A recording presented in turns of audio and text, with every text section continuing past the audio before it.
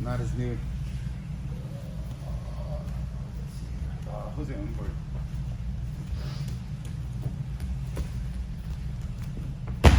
Keep in mind, when you're passing, okay, you're either gonna go inside, outside.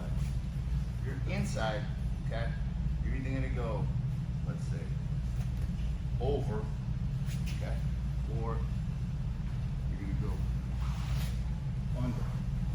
All right, that's it. There's no other ways to go. Guard passing, you gotta get past their feet, their knees, their hips, chest, and towards the head. But you gotta control a combination of head and hips. Because if you overemphasize control the head, their hips can move.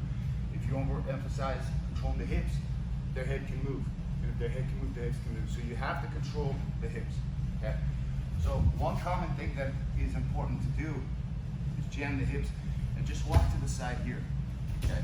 And you get here. You can control that hip, get that underhook, and then slide through.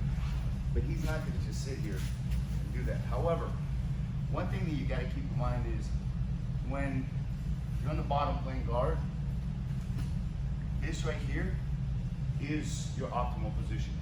Because for the guard player, they have to create 4 points of contact. So if we go in here and get to belly hiva, there's 1, there's 2, there's 3, and 4. Whether it's 4 here, whether it's 4 here, whether it's 4 here, he's got 4. I have to recognize that I gotta remove at least 1, if not more. And then from here, you're able to begin to pass. Here, here, here. Very difficult to pass. For the person on the bottom playing guard, you know that they're gonna try to remove 1 point of contact. And you have to recompose. Okay, so if we're here, he gets here, and I remove this, he regrips here. He's got forward here, he regrips my collar, here, here. I remove this, he goes here, and he's constantly testing my balance. Okay? So one thing that's been very useful, okay, for me personally, and what Luke has taught is controlling the head and controlling the hip. For me, what I want to do is I want to keep driving my shin to control his hip. He gets a collar, okay, and he said like he needs to settle his weight, okay. The position is very important. Notice my right elbow, right knee are connected, okay. With this foot on my hip, okay, I need to remove this 1, 2, here, and pull his shoulders up off the mat, okay. When he did this to me, I can barely move. Because if he wants to engage his hips or legs or anything right here, move around a bit. See how hard it is for him to engage anything here?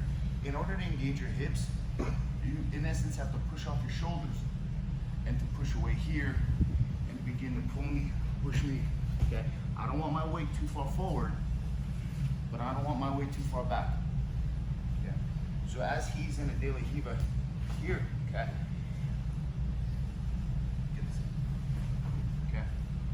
Step off, just under, sit, go under, and now just, you're pinching your knees and you're here. Because now what I can do is, I can choose whether to walk laterally.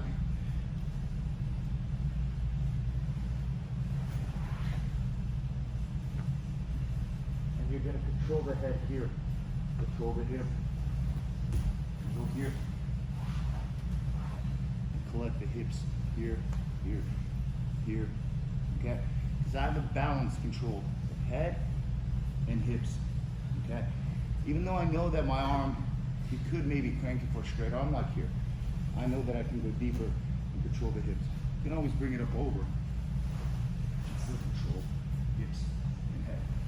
The whole concept of what I want you guys to do is remove a point of contact here, okay, grab the collar, establish your base right here.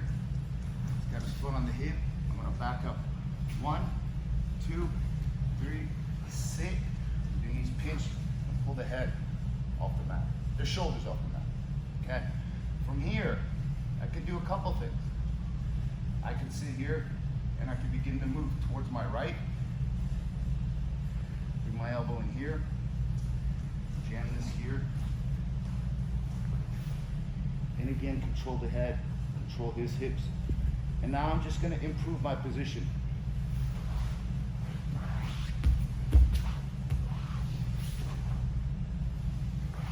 Jean-Jacques always said, he told me this one time when I was on top, he goes, don't pass, stay on top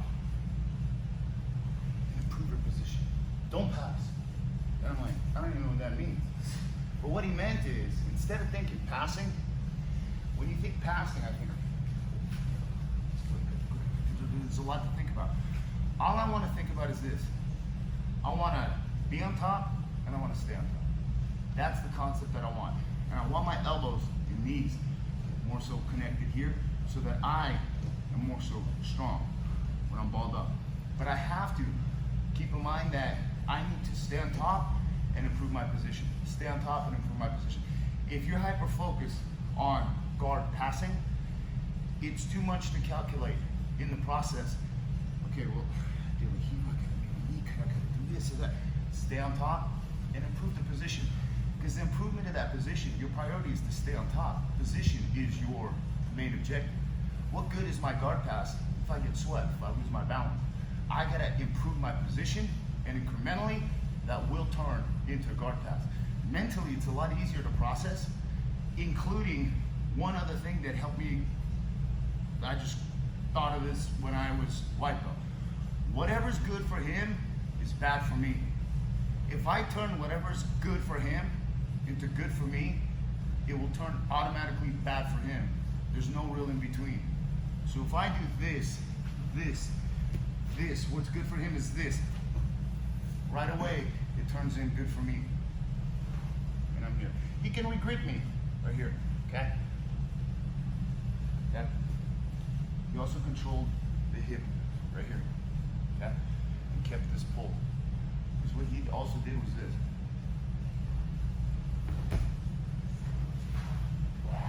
And when you get dumped on your side, your guard really falls far if you can't engage your shoulder.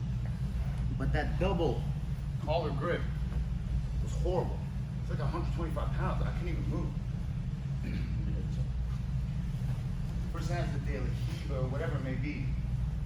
I want to sit here, be in good position here. My left hand removes this, step over, go under, toes, pinch as I'm here. Okay? And I want to pull his shoulders off the mat.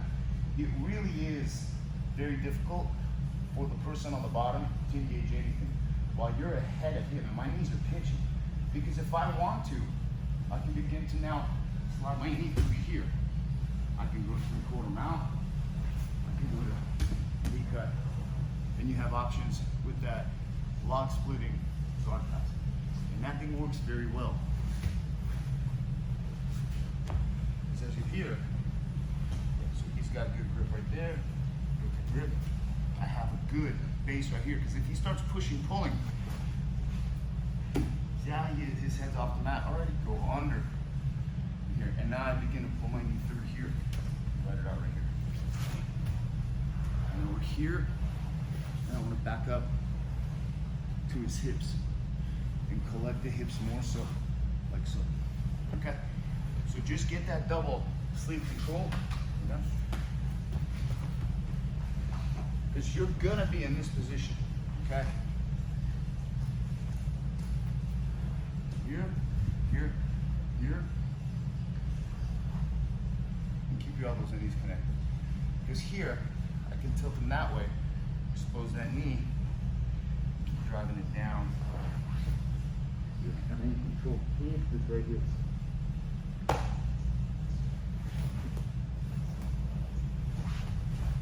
Control the hip. All right, just try it. 1, 2, 3.